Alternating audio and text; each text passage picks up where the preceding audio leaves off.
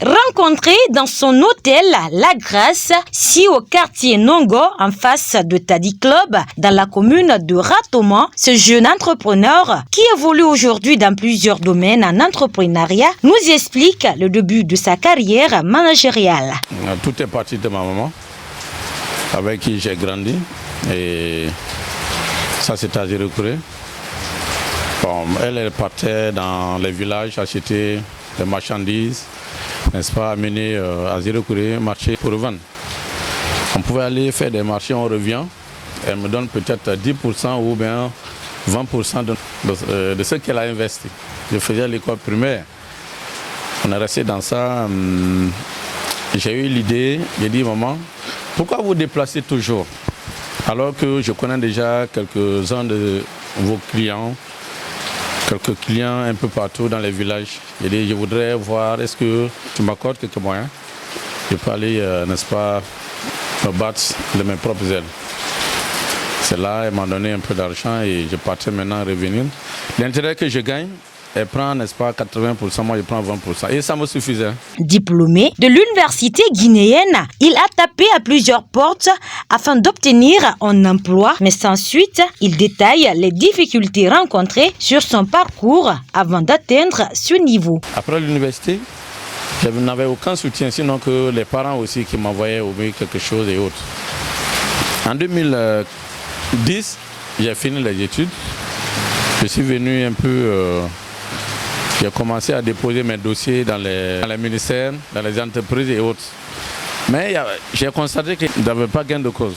Ça ne marchait pas, on ne m'appelle pas, je vais toujours à la charge, mais il n'y a pas de truc, il n'y a pas de retour. Les hôtels que vous voyez, les maisons ne sont pas pour nous. Au temps de Covid, pour revenir à la chose, l'hôtellerie et le tourisme était beaucoup le secteur le plus touché. Okay?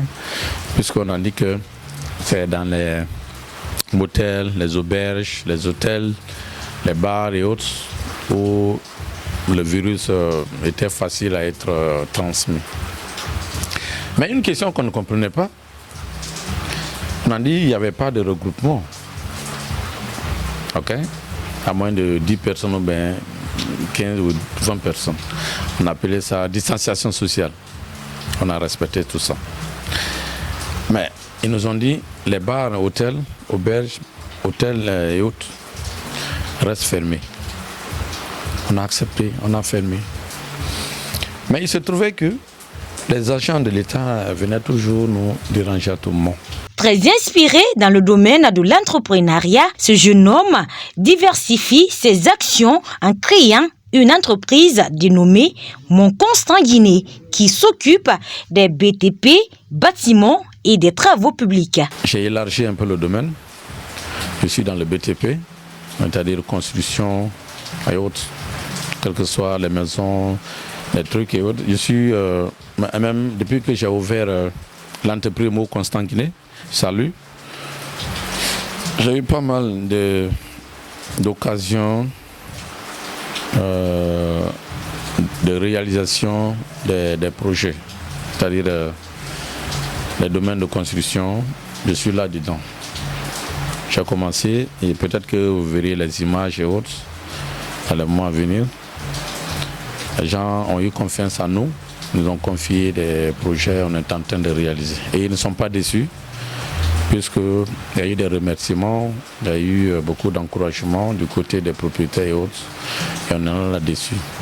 Et bientôt, il y a même une conférence aux États-Unis qui va se passer en juillet. Je suis invité, Mon Constant Guinée est invité, puisque je suis le fondateur de cette entreprise. Je serai de la partie si prête à Dieu. Je suis en train de faire les dossiers et autres. Cet entrepreneur termine sa communication en interpellant la jeunesse guinéenne de prendre le courage car le gouvernement ne peut pas employer tout le monde. Je voudrais dire à la jeunesse africaine en général et à la jeunesse guinéenne en particulier, aujourd'hui il y a beaucoup d'universités, il y a beaucoup de centres de formation, il y a beaucoup de cabinets de formation aussi. Tu peux tout apprendre, mais le destin est dans tes mains. Il faut prendre le courage, être assidu. Et L'État ne peut pas employer tout le monde en même temps. Ça, c'est exclu, partout ailleurs dans le monde. Et de l'autre côté, on dit souvent que, c'est notre jargon, on dit que rien ne vaut une entreprise. Rien ne vaut une entreprise, ça voudrait dire que quand tu as l'entreprise, tu pourrais te faire des fortunes. L'entrepreneuriat est de nos jours le meilleur moyen pour la jeunesse africaine et celle guinéenne de se prendre en charge économiquement et créer de l'emploi parallèle à celui du gouvernement.